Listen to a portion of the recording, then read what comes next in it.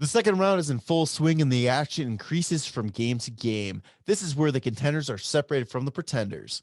To give you some skin in the game, DraftKings will be offering free-to-play pools every day of the basketball playoffs, offering players a free shot at the $10,000 in total prizes. That's up to $10,000 in total prizes up for grabs each day. And the best part, it's free to play. DraftKings free-to-play pools are easy to enter. Just download the DraftKings app, go to pools, and choose from a wide variety of free contests for an opportunity to win cash prizes. All you have to do is answer a handful of questions around what you think is going to happen during that day's basketball games and track your results throughout the evening. Questions will range from which team will hit the most free threes to which team will score first. DraftKings is safe, secure, and reliable, so you can deposit and withdraw your money at your convenience. Download the top-rated DraftKings app now and use the promo code THPN when you sign up to get your free shot up to $10,000 in total prizes every day of the basketball playoffs. Head to DraftKings pools page and get your shot at huge cash prizes.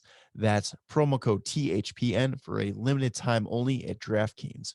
Eligibility restrictions apply. See DraftKings.com for full details. Who's going number 1?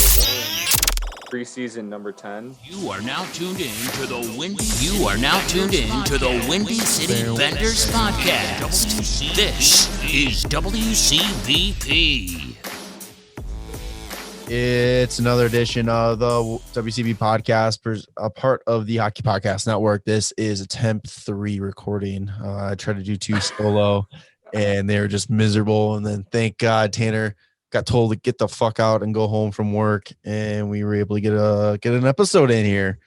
Fucking right. I actually told myself to get the fuck out and go home from work. I literally told my manager, I was like, hey man, I really don't think I should be here right now. Like, we don't need me. And he's like, yeah, I agree.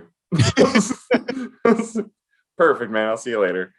I'm fucking fantastic though. Like, new computer, just got like a week like 5 days in Michigan camping, feeling good. Yeah, how was the trip?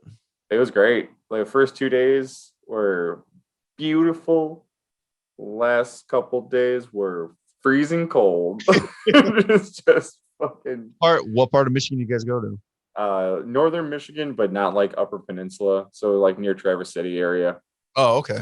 No, that's a haul. Shit. That M22. That's that shit. Yeah, I'll take M40 any day.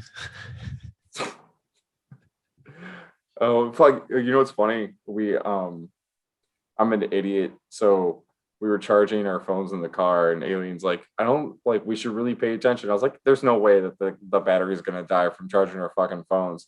Battery fucking dies. So we had to get our car jumped. And funny enough, the guy that jumped our car lives in Gobles, Michigan, where your lake house is. Yeah. I was like, oh yeah, dude, the fucking lake house. I Duck Lake all the time. He's like, oh, yep, that's a nice lake area. Yeah, man. Oh my god, that's hilarious. So shout out that guy. Yeah, shout out that guy. Too bad I don't know his name. I wonder if he was actually on Duck Lake, but yeah. No. All right, so we are in the thick of playoff hockey. Round 2, baby. Yeah, things are kind of getting really excited. The draft lottery was tonight. Round 2 is officially started completely across the board with the North Division playing game 1, which we will definitely get into that North Division a little bit later on. But yeah, very, very unexciting division to watch. Yeah, totally not. It was fucking 5-3 right now, by the way. Montreal? It was 4-2 last time we checked, like 2 minutes ago. And they were saying before that game that it's going to be, goals are going to come hard to come by. So, which I mean, it wouldn't. I don't know. It's fine. Suzuki had a sick goal. I don't know if you saw it yet. I haven't seen any of it. I was at the bar before like coming to record, and we watched the draft lottery, and then they changed the channels completely to basketball, and I was like, I mean, hockey's coming on right after this, and they're just like, nah. Yeah. It's like, come on. The fuck. So, all right, before we get into the draft lottery, there's not a lot of Hawks news right now. The main thing that kind of has come out a little bit, and it's all rumors. There's no like confirmation on any of this, but the Blackhawks are allegedly, I mean, obviously they're in the market for some defensive help that I think is probably top of the list for this offseason to try to improve and get this team going. Yeah. And there are two big names out there now. One who's a UFA this year and one who's a UFA next year. UFA this year is Tyson Berry. He has been linked to the Blackhawks through some respected guys, media members. But again, nothing confirmed, nothing like said. I don't think they can even say anything yet because technically the season isn't over yet. So that would be like tampering, I think. Yeah, I mean, I don't know if like teams are allowed to talk to UFAs yet, you know. And then the other one is, I think this is a big one right here. Seth Jones, who has 1 year left on his deal, informed Columbus that he has no intention of re-signing with them right now and that he plans on testing free agency. So you have to almost think that Columbus is going to learn from their mistake with Panarin and Bobrovsky and really try to push to move him this year, if not this offseason. Yeah, I mean, it's like I'm fucking all down for Seth Jones, actually. Like he would help out so fucking immensely with this team. And he's not old at all. Yeah, fuck you too, bud. Seth Jones, I'm gonna pull up Cat from here. So that's kind of like what I was thinking though too. And I was kind of with another group text I had with like Rossi and all of them talking about like the haul that he's gonna demand, like Columbus is gonna demand from him. He's under the assumption it's not gonna be a lot. I think that it doesn't matter that they put it out there that he's not going to resign with them right away. I still think the haul that Columbus can get for Seth Jones is going to be huge. Yeah, no, absolutely. I don't think he has like any kind of no trade clause or anything, but he actually, you know, he has a modified no trade clause actually.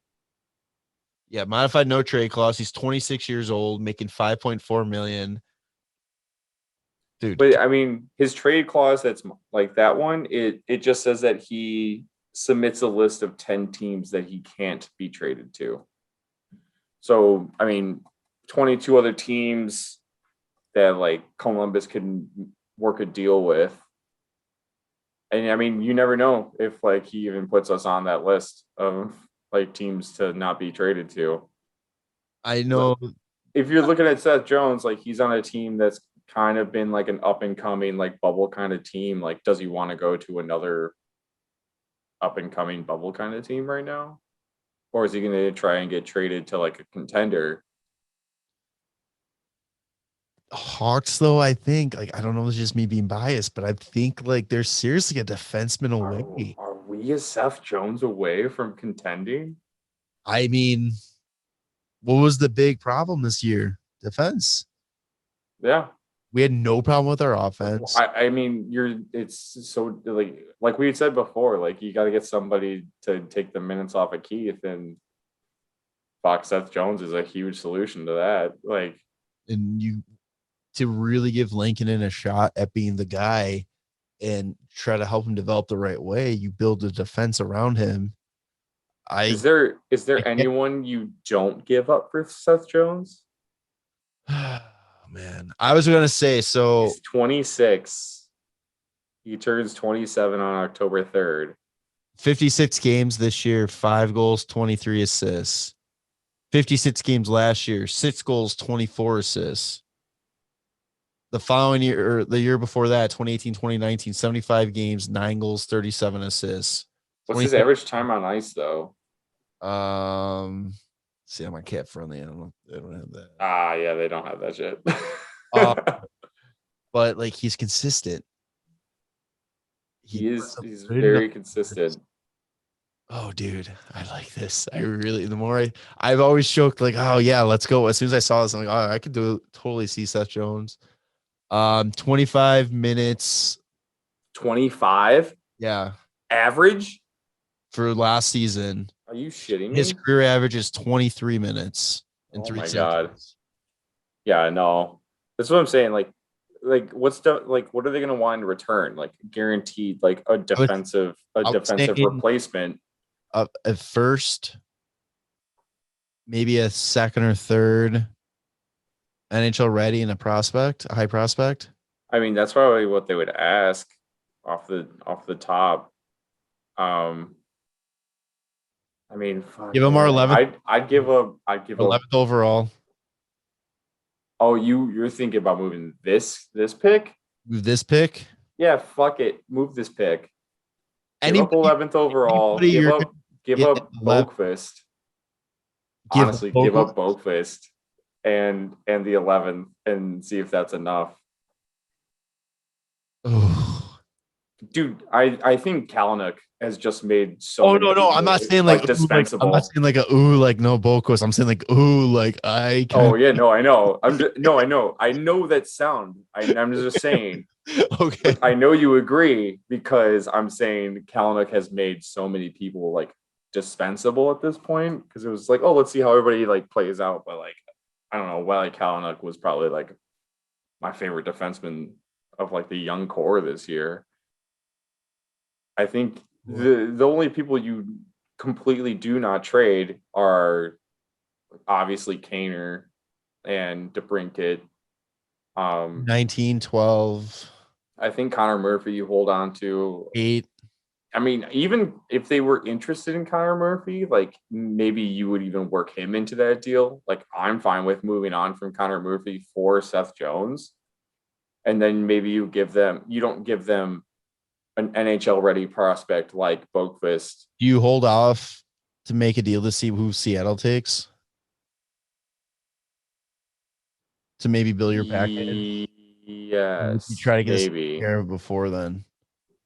Because then it's like, okay, if we pick up Seth Jones, then okay, we can leave all these defensemen exposed because it doesn't really matter because we have the guy we want. I don't know. I feel like because it's going to be DeHaan, Murphy. Well, I think that then maybe if you do it before the expansion draft, you kind of get like a cheaper deal possibly just because you're like, well, we're giving you somebody that you're clearly going to be able to like hold on to if you want. Plus like a prospect or somebody that is going to be protected as well. Like you can give them other protections. Well, by giving us Seth Jones, and then it's like, okay, now we have to like use one of our protections on Seth Jones, and like maybe that gives up somebody else that we were thinking about protecting. I don't know. Tyson Barrie, I don't fucking want at all. No. Tyson Barrie would be I think he would be a good consolation prize. It's going to basically be the same as like in Toronto. Like Toronto needed defensive defensemen, and then they picked up Tyson Barrie in a trade, and it was just like, oh, cool. I guess we don't have any defense. It's like, yeah, like we need defensive defensemen. Why the fuck would we go for Tyson Barrie? Seth Jones, yeah, I know. It's sounding so much more attractive every single time we say it. I'm picturing now is like, have you seen Napoleon Dynamite, right? Yeah. When they're showing them like the ship and the wife goes to the husband's like, I want that. I want that. Seth Jones, I want that. All I remember is I could throw a football over those mountains over there. Oh man. And that honestly, you get Seth Jones. Here's a question though, too. Would you have the condition that he would have to sign a long-term deal before the trade goes through?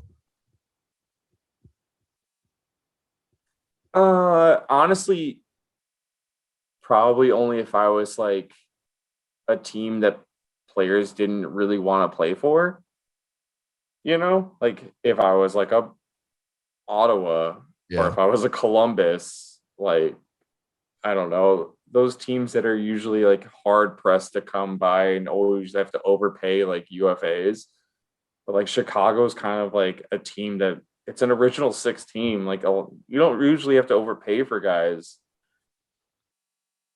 And Yeah, like if it was a sign and trade, I feel like you also have to give up a little bit more for a sign and trade. So he's making 5.4 right now. What would you sign him to? 7x7? Yeah, I would Seven. even go more. I'd go 7.5, 8. Oh man. I think. I mean, we killed it with Keith on that deal, but like it's kind of killing us a little bit now. But it's not really because he's still taking up so much time, like hitting the minutes like crazy.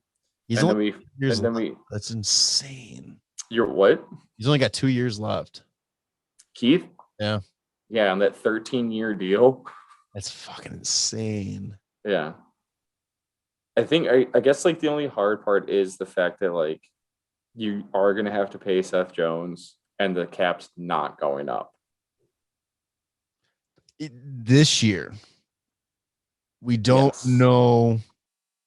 I think they're anticipating it saying for next year as well, but you don't know exactly what the dollars play out with the new TV deals. So I think that we're gonna have to probably I mean, you're gonna have to assume it's staying the same, yeah. but have that hope that there's always that chance that it goes up.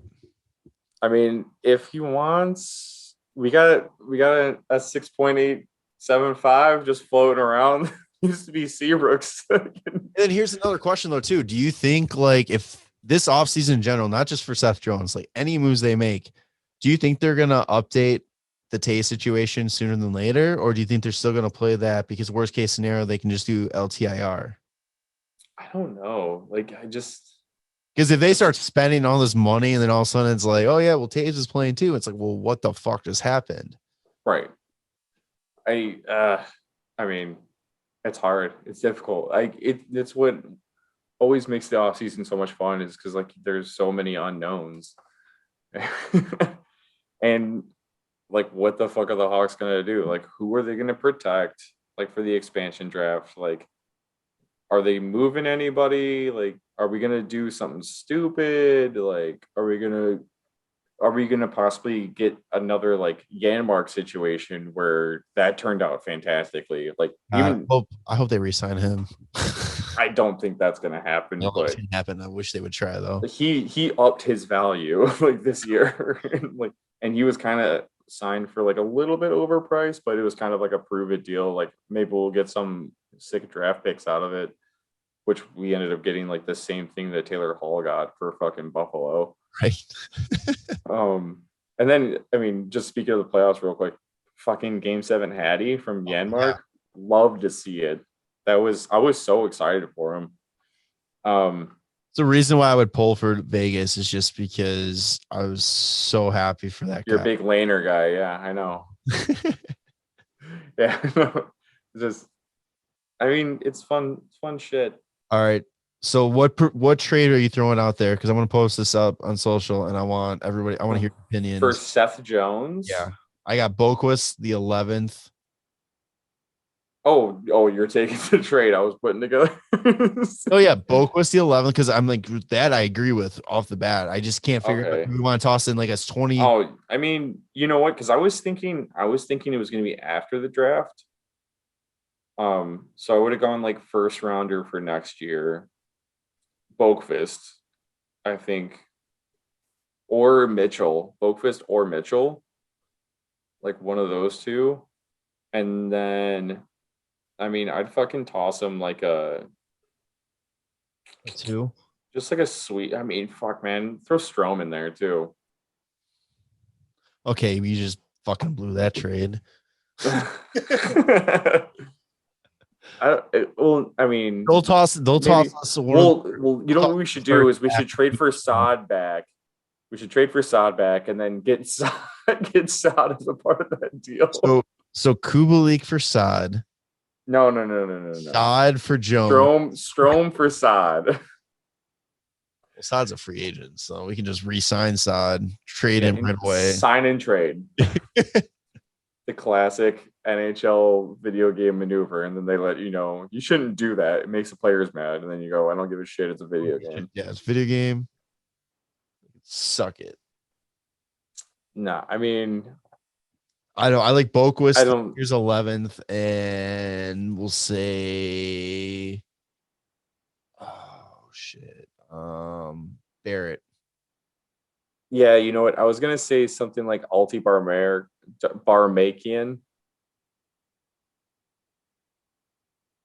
Or Fucking I mean, love. they're gonna hold on to. They just traded for Borgstrom. And they just signed him Maybe Barrett. Yeah, I could see Barrett being like a little sweetener on that deal. But Yeah. I was thinking, like I said, I was still Nylander? thinking next. Yeah, fuck, give him Alex Nylander. I don't give a shit. I was thinking next year's first because I figured it would be after the draft, but pretty much the same thing. First Boquist and then like a little something. But I don't even know if that's enough. Before Like, the draft, give Columbus 4 fucking picks this year in the first round. Sorry, what? Trade the draft, do the draft trade before the draft. It gives Yeah. Columbus 4 first-round picks. They will make that trade in a heartbeat. Why would we give them 4 first-round picks? No, because they have theirs, they have Tampa's, they have Toronto's, and ours would make 4. So we would give them, so we would trade to it so they would have their 4th pick in the okay. I thought you meant like we give them like our next 4. It's like, oh my god, I'm just losing my shit. Oh god, no. Seth Jones isn't that good.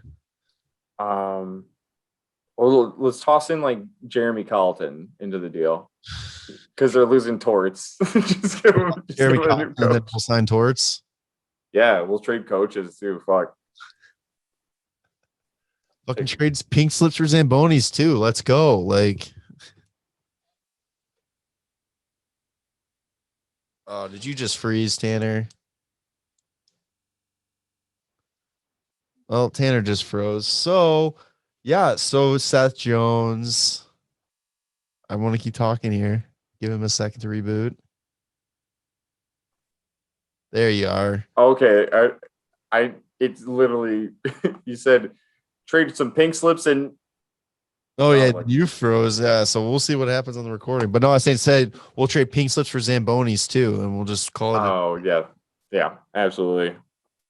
We'll just have the nationwide arena Zambonis. They're gonna have the UC. Yeah, okay. But no, I think there's some legit move that can be made here, and I honestly, this is the best case scenario. I think it would probably have to be like Connor Murphy though, as a part of that deal. And you know what? I'd be okay with it. Yeah, me too. You get Connor Murphy, Boquist in a first for Seth Jones. Murphy's only 2 years older. He's got a cheaper deal, but he's also done after this year. Boquist has got potential too. He still does. I still think he can be a top two pairing. Well, yeah, like I'm saying, like either him or Ian Mitchell, but like Boquist is also younger. He was a higher draft pick. He's got 1 year left, but he's still an RFA. Perk of having so many fucking defensemen in our system. Like they're all the same style of defenseman too. So, well, yeah, Seth Jones, is he a right-handed defenseman or left-handed defenseman? He's right-handed. Yeah, and so Ian Mitchell and Boquist are right-handed D. And so is Connor Murphy. So Connor Murphy comes in, replaces, and then you can grow with one of those two. And then you also get a first. I'm fine with fucking giving that shit up. Like, easily. Let's go. All right, welcome to Chicago, Jones. We look forward. Hey, Bowman. You heard it here. Just figure it out. Bowman, this is your time to redeem yourself with me. I will toss away my clown shirt if you make this deal happen. If you bring Seth Jones and sign him long term. You have to sign him long term because you can't give up this much and just have him for a rental.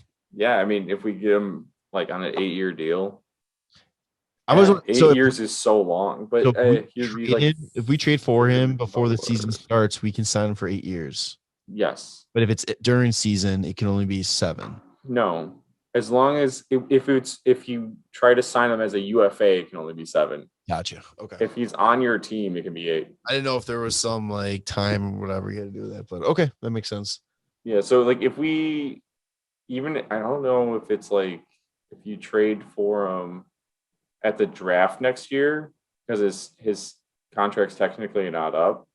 If you can sign him for 8 years, I'm not sure how that works. But if you were to get him at the trade deadline next year, you can still sign him for 8 years. Oh, I think I've 7 years, 6 or 7 years. I think you need. I think he would determine. Yeah, I'm just saying though, like, he can be a UFA. Right. No, I'm just saying though, like, I would if it's gonna be like the difference between 1 year or whatever, I would be more comfortable honestly giving up 6 years, 6-7 years. I don't think for some reason 8 years just seems like a lot, you know. Yeah, Unless I mean, it would take him until he's about like 35, which isn't terrible. Need one more short ticket out of it. Yeah. Oh, we'll see. I think I still take it. Yeah, I would in a heartbeat take that. And I mean, we're stuck with Keith until he's 39. So Keith signed that deal when he was 26. That's insane. Yeah, that is kind of insane. That's crazy. Oh man. So yeah, that's really it for Hawks talk right now. 2009. Jesus Christ. Yeah.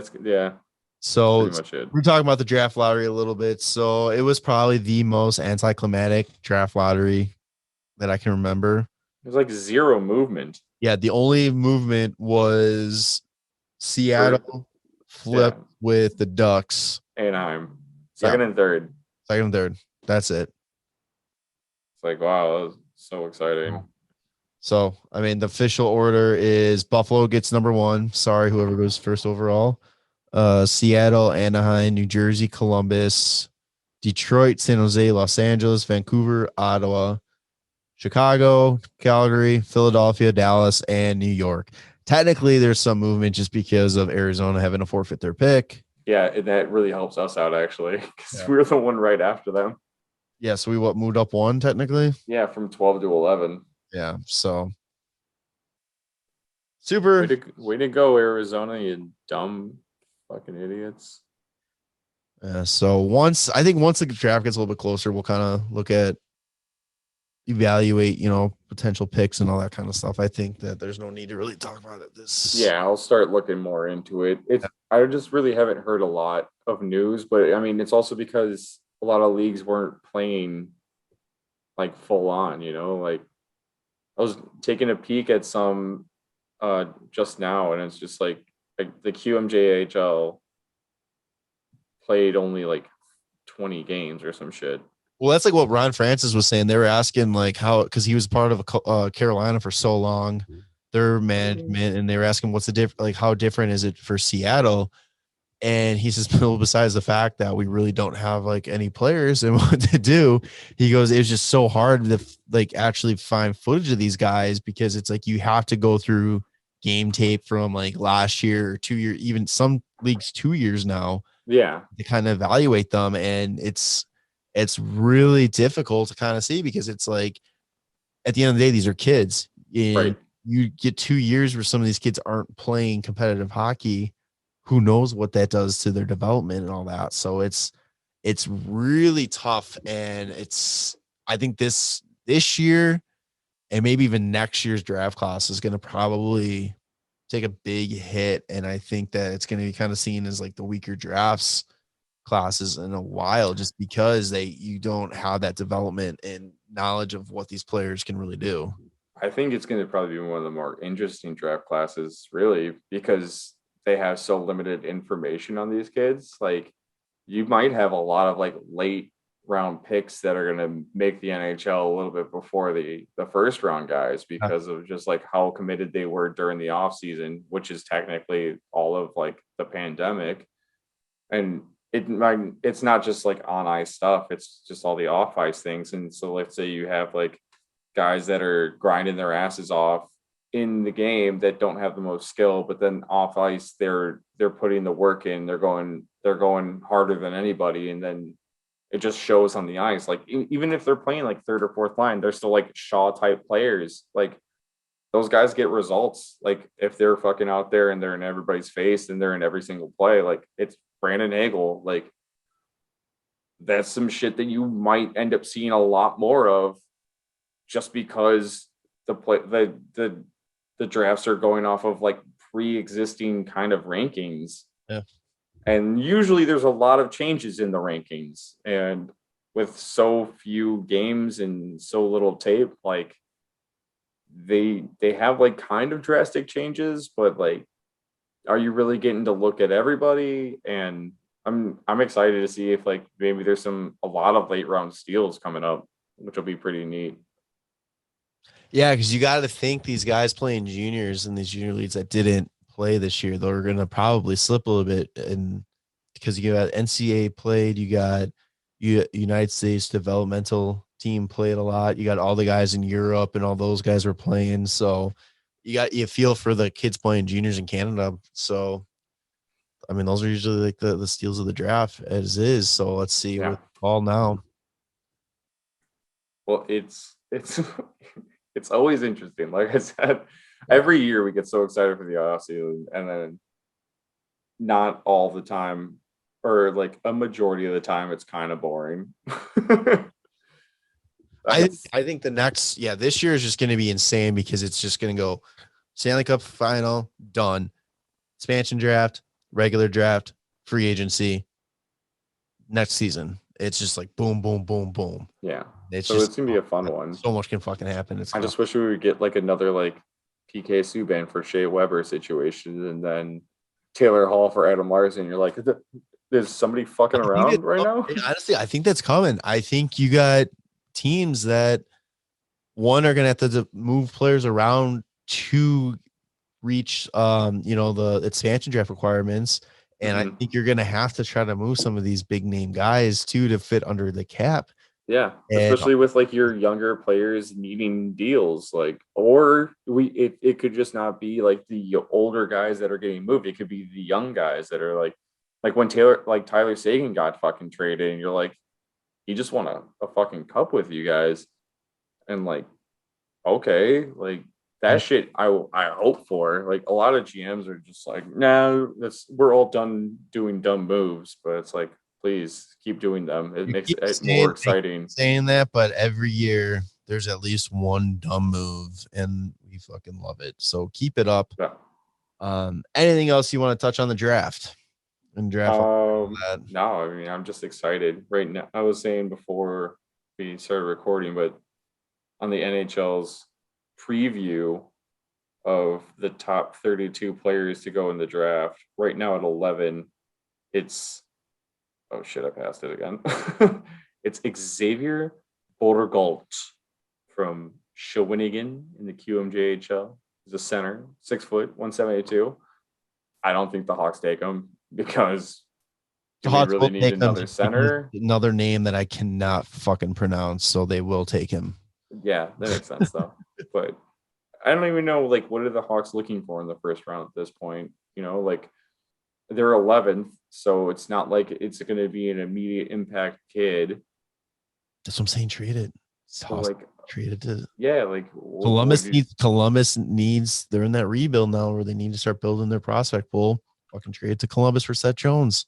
Yeah, like that's obviously like not a terrible idea. Like the Hawks were almost a bubble team this year, and they were missing Kirby Doc for most of the season. They were missing Taves for the entire season. Like, you get a year of growth from all these young guys. You saw a lot of growth out of the goaltending. It's just kind of like, do you really need the 11th pick? Like, what do you need to build on? What do you want? Like, unless do you want wingers? Like, do you want more defense? We already have kind of a good amount of defense. Like, what we need is a defensive defenseman, and you're not going to really get a very good defensive defenseman in the first round that's going to come out of the 11th spot unless you wait like 3 to 5 years. But do you want to wait 3 to 5 years for that? Like, no. Yeah. what they need help at defense is something it needs to be acquired via trade or free agency. They need an established player that can come in and make an immediate impact. Right. I think they hold what they do with that pick is they either try to move it. I hope they do, but I doubt they do. If they don't move it, you just have to take the top player on the board. I think Best player available. Whatever position it is, just take on. Hopefully it's not a defenseman, just because, like you said, we have such a log jam with defensive prospects. But I mean, if it is, that just means that we have more trading assets. Yeah, that's true. Yeah, I don't know. I think I would love for them to move it. I would. Not saying they have to move it for the deal we were talking about, but I would love that though. Yeah, I would 100% take that any time of the day. But yeah, we'll see. Because the main two things that I can see, and I think you'll disagree with me on one of them is, I mean, obviously the defensive defenseman, and someone that can come in established right away. And I still think they need to commit to Lincoln and possibly bring in a veteran defenseman or goalie as a backup. I think that I know it's probably not a popular opinion. I think that it wouldn't hurt to have a guy too that I know you, because you kind of sold me last time on the Subban with his numbers and all that kind of stuff. But I still think if you want to have these kids, even if it's like you bring them in as a third goalie type of thing, you want these kids to develop into real potential. I think you need a veteran presence of somebody that's been there, done that type of thing. But I'm sure that's not even going to be touched on. Well, what if it's somebody like he trade Subban for like a Braden Holtby for his last year of his contract and have like a Holtby Lincoln situation? Something like that. Like given the fact that like Holtby's not that old. He's only 31. He would be 32 next year. Let him come in, mentor Lincoln in, let him earn himself his next ticket. Yeah. Like, I mean, if the team doesn't make the playoffs, like Holtby maybe plays himself into a trading asset that you then get rid of, and Delia comes in. Yeah. I mean, you can also get something out of it. Like assuming, I mean, I don't know if Vancouver is looking to move Holtby at all, but if you give them cap space because they have, they're kind of fucked on cap, a shitty cap situation still, and like they're still paying Roberto Luongo $3 million. They have $1 million tied up in, or I guess that's this year, but that doesn't matter. What are they still have like. Yeah, there's $6 million to Tyler Myers, almost $6 million to Nate Schmidt. Fucking, where is Louis Erickson? It's like a $6 million. I don't know where it's at. Oh, 4.875 because he's on the taxi squad. Yeah, like you give them a little bit of cap relief just for like Holtby, and we give him maybe Subban, and like I don't know, maybe it's a 1-for-1, and like that's not a terrible trade for me. Like you get more of a proven NHLer. Like, because kind of look at like Philadelphia with Carter Hart and Elliott, like that type of dynamic right there, I think would be great for Lincoln. Well, it's the same as when we got Turco for Crawford. Like Turco came in and then was like starting and then became the backup. Like that's just how the season went on, and he was all about it. But Turco was also a little bit older. Like I think Holtby's still at the age of like he wants to be the starter. Probably like a 30 guy and is like 30 between 32, 33, 34-ish. Well, that's what Holtby's gonna be, like 32 next year.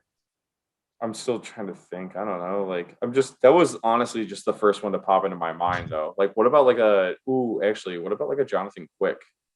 I was thinking him too. I was just trying to look up his deal.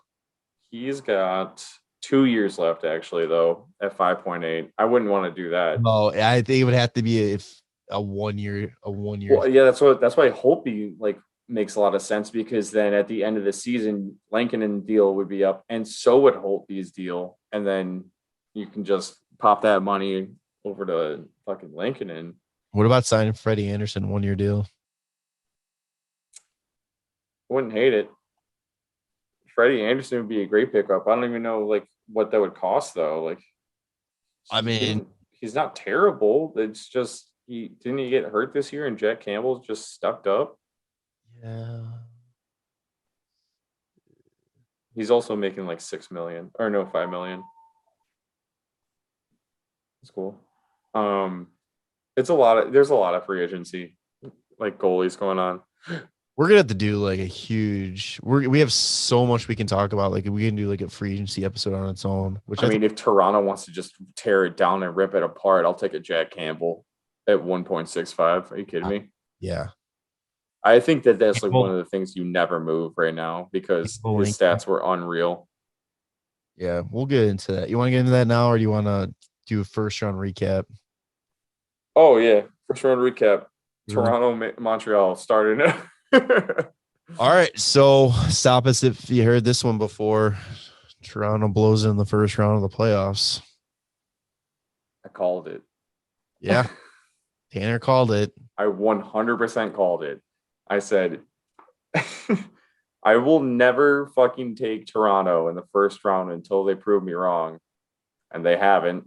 And you always got to go game 7 or game 5 like last year. It's as many games as it'll take.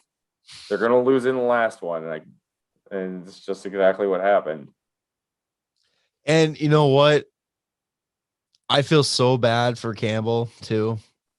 He finished the series with better stats than Carey Price. He had 1.83 goals against average, like a 93% save percentage. Yep. Like it was his save percentage was insane. I think it was like here, I have it right here. He was 1.81 goals against average. So close. Yeah, it was very close. 934 save percentage. Like that's the type of like goaltending you win series with.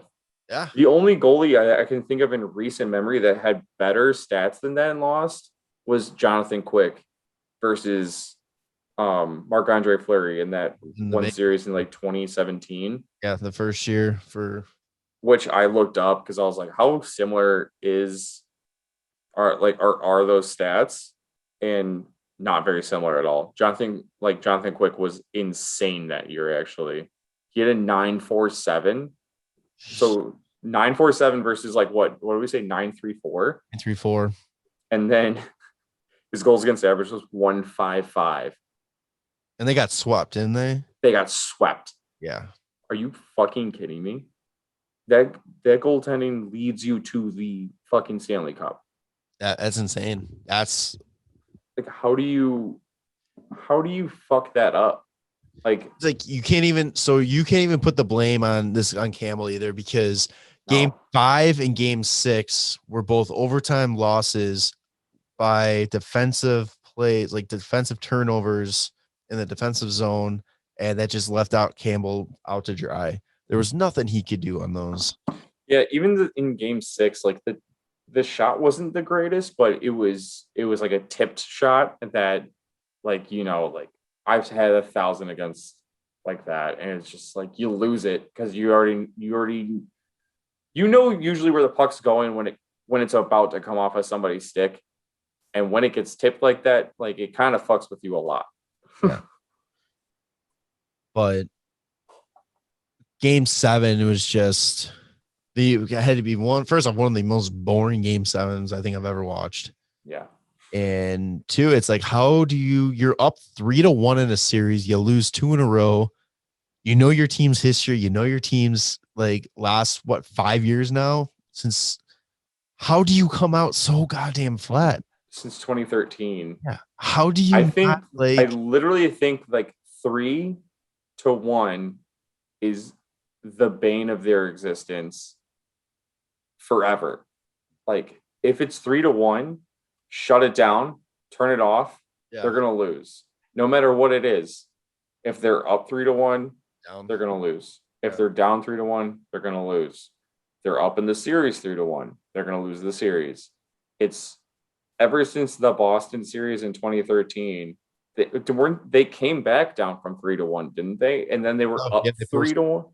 They forced. What? They forced Game 7, I think. Yeah, and then they were up 3-1 in Game 7 and lost. And ever since then, it's just been like it's like a soap opera of like how fucking bad it's been.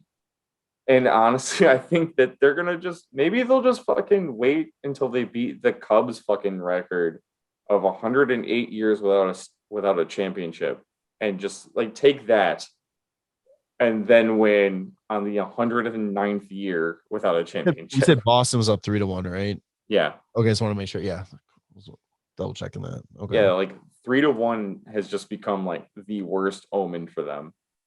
And then they were winning too in that Game 7 in 2013, and then lost. Yeah. Blew it. Yeah, they were winning 3-1 and lost. I feel so bad for like Steve Dangle and Frank from the Hockey Illuminati. Like watching Steve Dangle's LFR after Game 7, 31 minutes. Like the dude not even going crazy, just literally broken. He was a broken person, and it's like Frank too. Like Frank watching his like Instagram live feed, it was just this utter disbelief. Like, why do I cheer for this team? Yeah, and I think you said in our group chats, like, I can't imagine being a diehard Leafs fan right now, and it's insane because it's like, you think about it. I think we are diehard Hawk fans to the same level as they are Leafs fans. Yeah. But the difference is we've had our shitty times from growing up was garbage. We had our 5 years of just domination though. Yeah, 6 years. No matter no matter what happens for the rest of our lives, we have those 6 years. And it was great because everyone hated us. Like, everybody cheered for us in 2010, and then everyone hated us by 2015, and it was like, yes, hate me. But everybody in Canada just hates Toronto for all the publicity that they get, even though Toronto hasn't won jack shit. Yeah, like there's no like, oh, you should hate us because we're good. It's like, yeah, man, I fucking hate us too. Like we fucking can't win anything. So yeah, at least we won our cups. We got hate. We have to live in that. Toronto loses. They get hate. They can't even be like, yeah, good, fucking hate us. Yeah, let's go. No, they're like, no, fuck you guys. I hate us too. But it's crazy. And like the funny thing too, that like if you watch like Steve Dangle's like videos and you watch his Game 6 video, he talks about like, what do you change? Yeah. He's like, if the Leafs lose, what do you change with the team? Because they're the deepest forward core they've ever had, the best defensive core they've had in this like core, and the best goaltending they're getting out of anybody. Like, what do you fucking change? This was the best from my memory. Now, I don't follow the Leafs like anybody else or like Noli or anything like that. But from my like knowledge of the Leafs, this is the best built team that I've seen in a long time for them. Yeah. Like I looked at them on paper and I'm like, dude, this is a juggernaut right here. Like you I think Steve Dangle said it. Your top six knew what they had to do. Their role players knew their roles. Their defense was tight. The only question mark was goaltending, but then Jack Campbell comes in and just saves the day with goaltending. He takes 3 months to win 10 games in a row. But then, I mean, honestly, his goaltending was like we said, we even said his stats, like in a 7-game series to have less than 2 goals against and over a 9.3 like save percentage, like that's like Dominic Hasek fucking level goaltending, and he's probably one of the best of all time. Like, you got to be fucking kidding me right now. Like, and what do you like? Yes, what do you do? Like, you don't. Yeah. Do you clean house and just completely start over? Do you hang on to this team and hope to God that they, they figure it out next year? Do you fire the coach? Do you get rid of the GM? What what is it? And it's funny because on Frank Rupee, Hockey Illuminati, friend of the show, he posted on Instagram like after before Game 7, he's just like talking about what to do for the game, stay positive and all that. And I asked him on his podcast or on his Instagram, I was like, if they don't win tomorrow, like what do you change with the roster?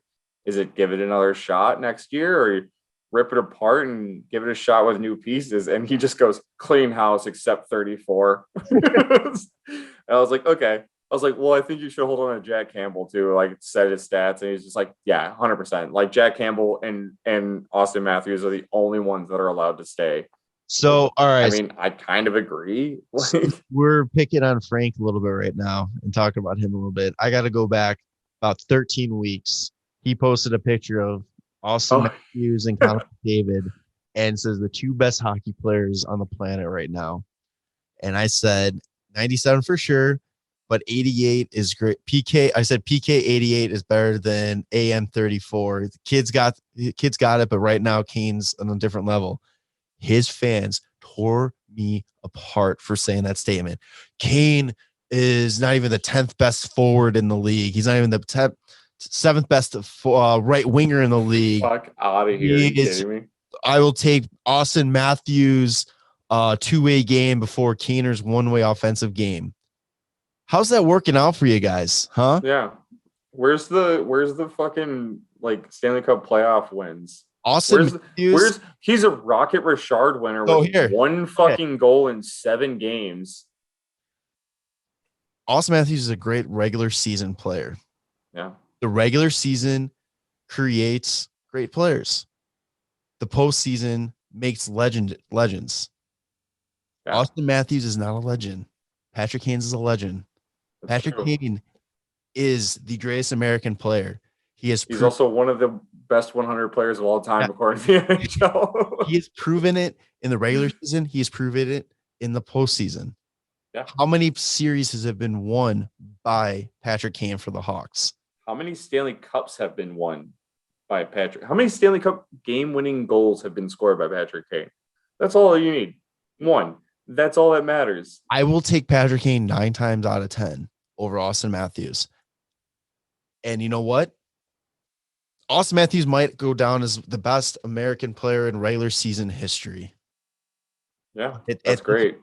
At this rate, he's not going to be the greatest American-born player of all time because he's going to have to beat Kane, and not even saying he's got to win 3 cups. He's got to do something in the fucking postseason to earn that. Yeah, get a Stanley Cup game-winning goal in overtime. Yeah. End of fucking Stanley Cup drought for original 6 team, and then come back to me.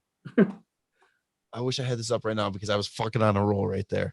But Austin Matthews, I don't think he has more than 6 points in a postseason.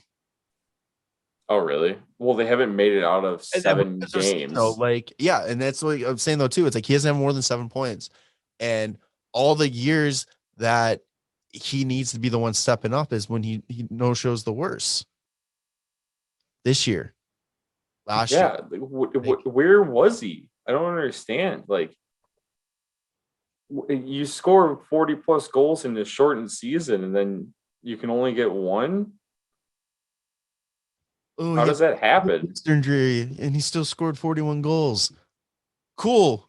He scored 41 goals with a wrist injury. Who gives a shit? Yeah, he's got 24 points in 32 playoff games. Yeah, I love Austin Matthews. I think he's a great player, but for people to try to compare him to Patrick Kane right now, and I don't even give a shit. You could calling him a biased, fair weather Hawks fan and all that kind of stuff. At the end of the day, it's Patrick Kane is far and beyond the greatest American player right now playing, and as soon as he retires, he will pass Madonna. I think the only reason why he hasn't Madonna yet is because he's still playing. Kaner's also got 132 points in 136 playoff games. Yes. I mean, I would love to see more Austin Matthews in the playoffs, and I would love to see him put up the type. Like, I don't hate Austin Matthews. No, and that's I love the discussion of like who the best of like American-born player is, but I think everybody's fucking insane if they think that Austin Matthews is in the conversation with Patrick Kane at this point. Oh, Patrick Kane's not a good defensive player. Grow up. Grow up, stupid. Grow up. Dude, fucking, oh my God. Patrick Kane has been one of the more electrifying players to watch in the last 10 years, besides like Connor McDavid. And Austin Matthews is fantastic to watch as well, but like, I don't know. Your team's fucking stacked. Our team was stacked. We still won something. Like, where's the dubs? Where's the dubs when they count, boys? And you know what? I'll even say it. I think that this Toronto team was better than some of our Hawks teams that won. I honestly, like, they had the players to show it too. Like, I guarantee they're better than the 2015 team. Oh, yeah, definitely. The 2013 team was kind of fucking on a roll. The 2010 team was stacked. Those would have been competitive fucking series. But you know what? If it's a playoff series, I guarantee we win because we know how to fucking finish. Well, we never played them because they could. Yeah. First round. Well, yeah. I mean, they would have had to make it to the fucking fourth round, but they can't. So, whatever. You want to move on to the rest of the playoffs, or just keep shitting on Toronto? One more thing. I got to give one more hard truth to Toronto fans, if you're even listening still. Some teams are built as true contenders that they're going to be scraping at the conference finals, fighting to get to the final every year. And some teams are just built to just make the playoffs and to be the team that gets knocked out by the real legit teams. Toronto, you might just have to accept the fact that you guys are a first round playoff team. I just don't get how they pay 3 players more than Patrick Kane who have not won anything. Like, I understand paying Patrick Kane 10.5. He won 3 cups. Yeah. You got 3 players making over 10.9 and he's under who haven't won a damn thing and literally have not won more than what, fucking 7, 8, 9 games in the playoffs all together. 2 individual awards between them, and both Austin Matthews, a Richard, and Rookie of the Year. And Calder, yeah, I was gonna say, I was like, does anybody else have anything? No, yeah. Pay your players when they actually win something, I guess. Got Mitch Marner, who I don't know, the stat has the same amount of goals as he does delay of game, puck over the glass, penalties. Oh my God. And Mitch Marner, who allegedly is picking up tea times during intermission when you realize. Oh, that's also hilarious. All right. Touch on that real quick and then we move on. Yeah. You want to touch on it real quick? No, go for it. You brought it up.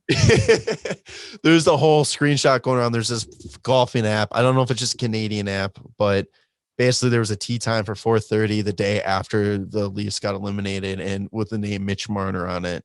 And now everybody's saying like, oh, Mitch Marner doesn't give a shit. He's already playing golf and all that. I think it was just somebody trying to be fucking funny because he knew we're going to see it. But, and also Mitch Marner doesn't seem like the golfer, maybe PGA 2K21 golfing, but not like actual golfing. But yeah, that's absolutely. Get the PlayStation with the move controls. Power move to him if that was him. Yeah. He denies it. I mean, he have to. I kind of wish he could go just full wrestling. He could just go, yeah, I fucking booked it. Yeah, his dad probably set it up for him.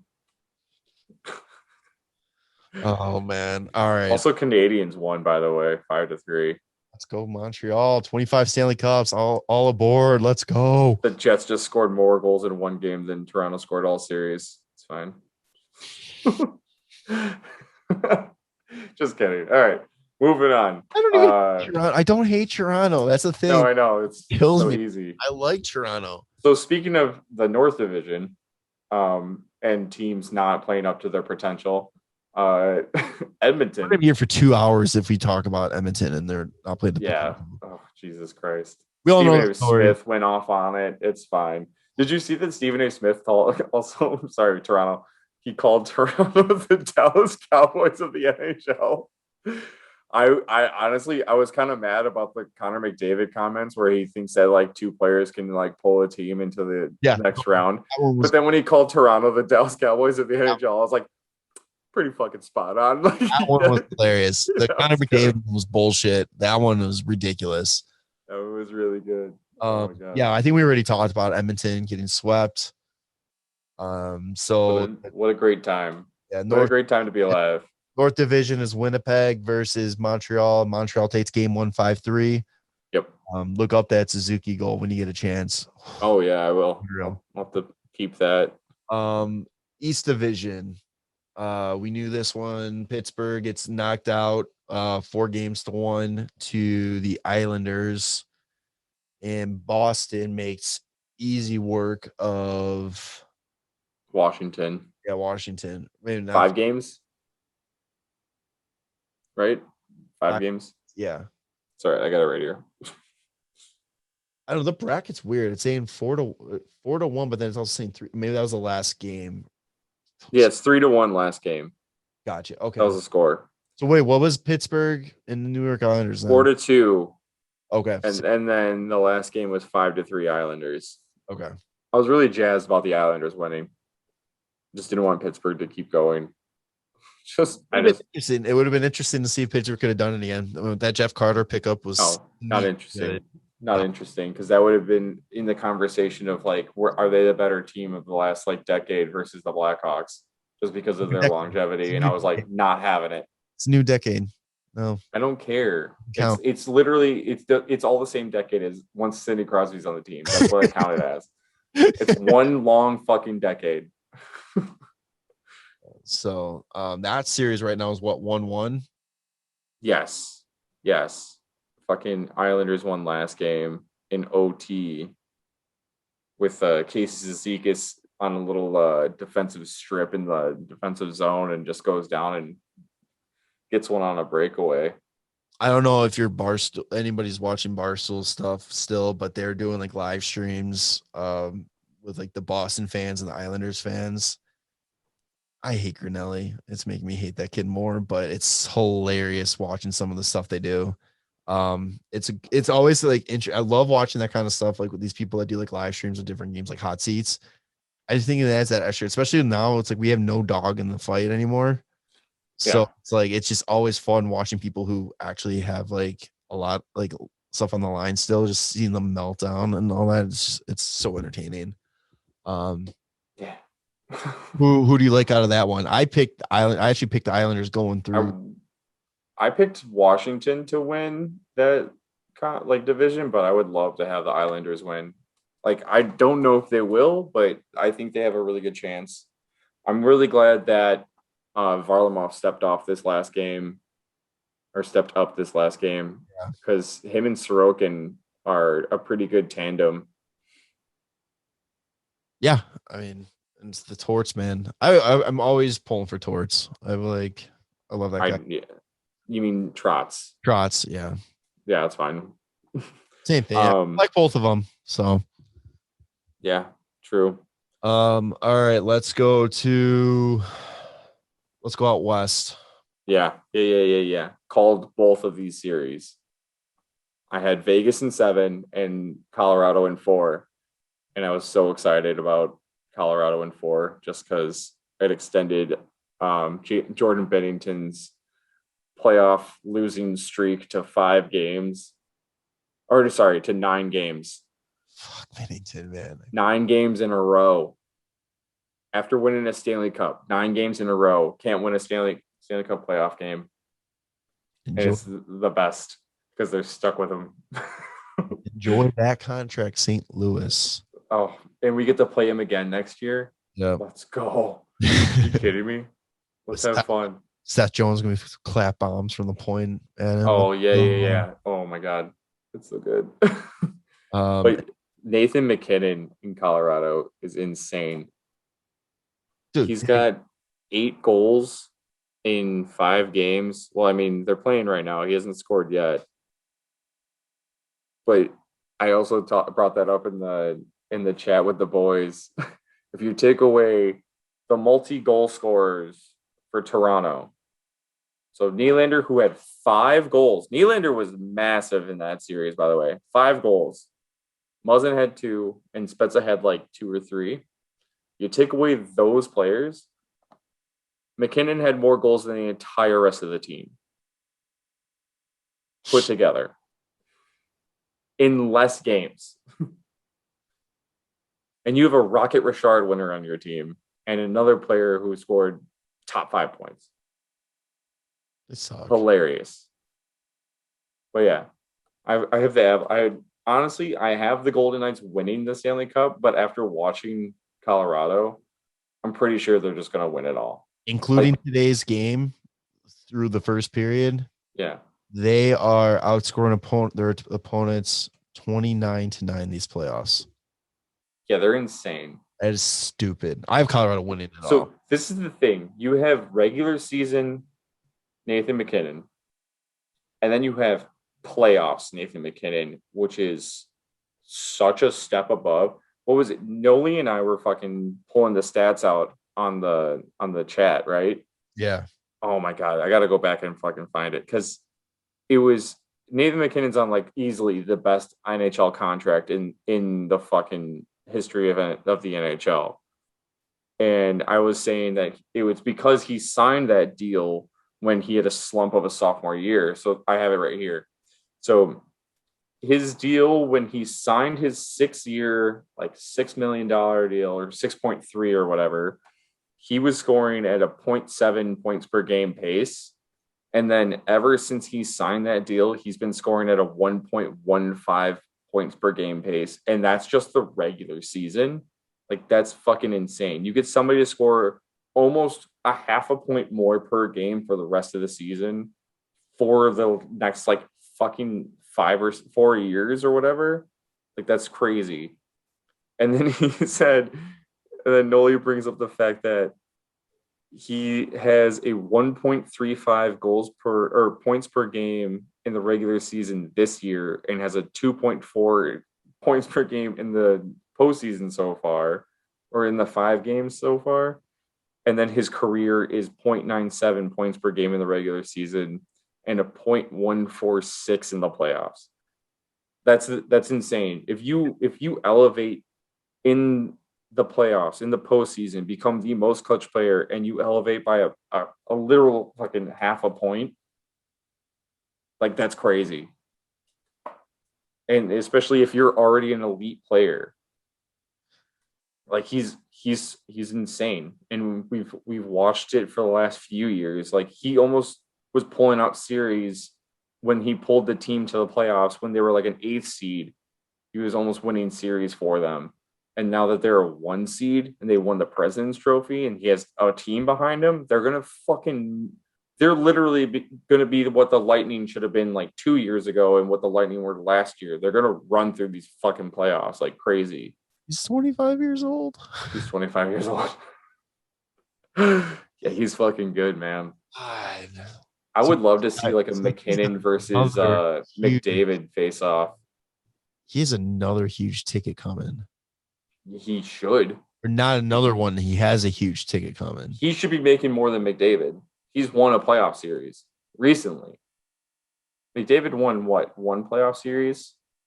And that was when he was first drafted. Hasn't won one since. Was his second year? Was it his second year? I thought it was his first year. He broke his collarbone his rookie year. I don't fucking know. It's all the years are running together. Yeah. The only years I have really intact are the Hawks years that they won. Oh man. So there's that series is just that's gonna be a really fun one to watch, and I can't wait to turn it on once we're done. Yeah, Vegas. Hopefully Vegas shows up a little bit better because I was expecting. Yeah, why would they play Robin Lehner game 1? I don't understand.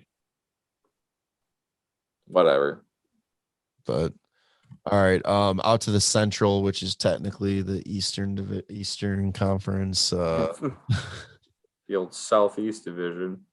Carolina beats Nashville in 6. I called both of those. Not a big deal. There you go. Florida gets knocked off in 6. Tampa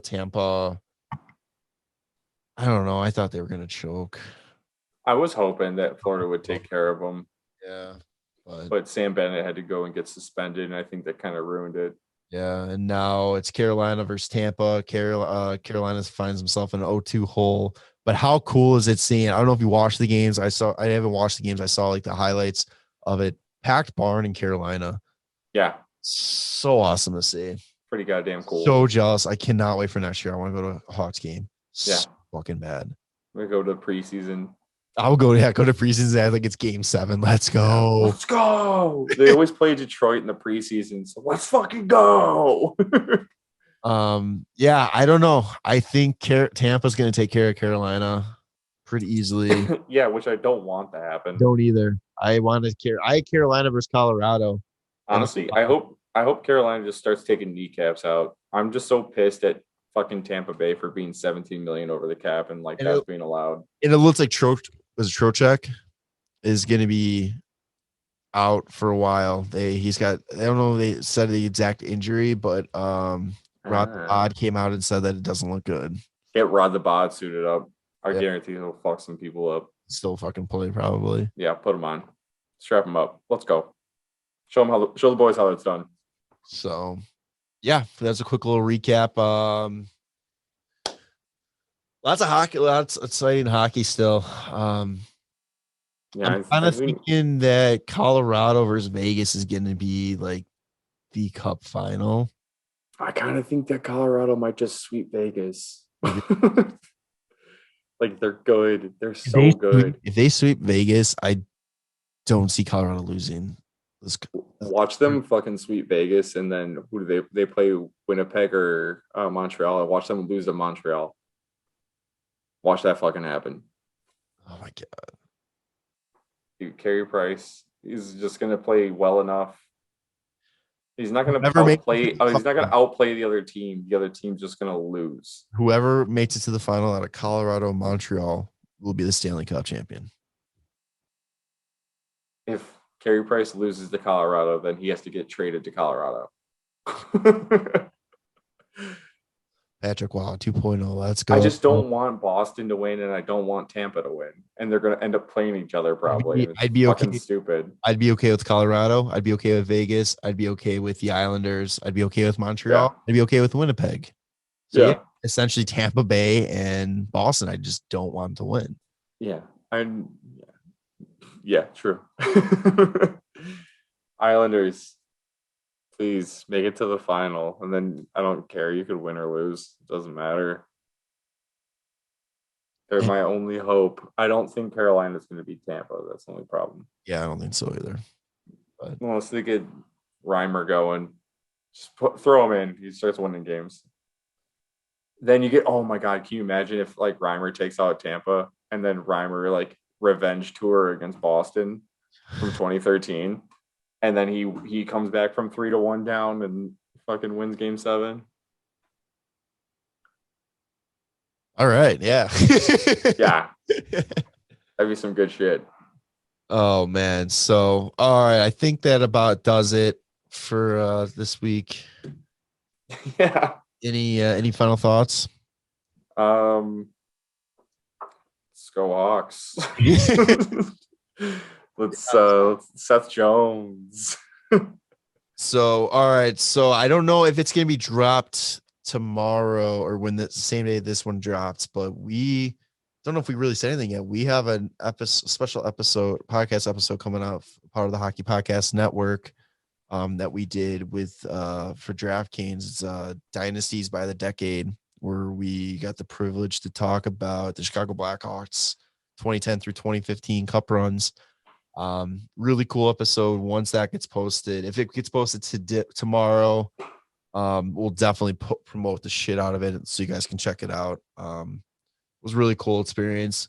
If not, stay tuned because it will be coming, and definitely check out whatever episodes they are posted. And they posted the 1960 Toronto Maple Leafs the last time they were good. But the last time they were good. Sorry, Toronto. But yeah, other than that, make sure to subscribe to us on Apple Podcasts, YouTube, Spotify, leave 5-star reviews on Apple Podcasts. leave 5 stars and give us a bad review. Type it up. I don't care. Just 5 stars. We have dropped the number 4 podcast in Vietnam. Hockey podcast in Vietnam. We got to get back up. So let's go, guys. Come on, help us out. Follow the. I have to learn Vietnamese. Yeah, follow the Hockey Podcast Network. Use our DraftKings code THPN for exclusive offers. Or Thippin, what's also known as. And despite what the ad says before this episode started, you can do hockey playoffs too, not just basketball. Yeah. Other than that, episode 138. Tanner, what do you want to call it? I mean, I want to call it like the Give Me Seth Jones, but it's just playoffs round 2, baby. You baby. All right. Give me Seth Jones though. We'll wait until we get more information on Seth Jones to name one. And then when like the Seth Jones is coming. Oh shit. All right. So for Tanner and myself, we'll see you on the next one. It's fucking right. Let's go, boys. Love you. Bye.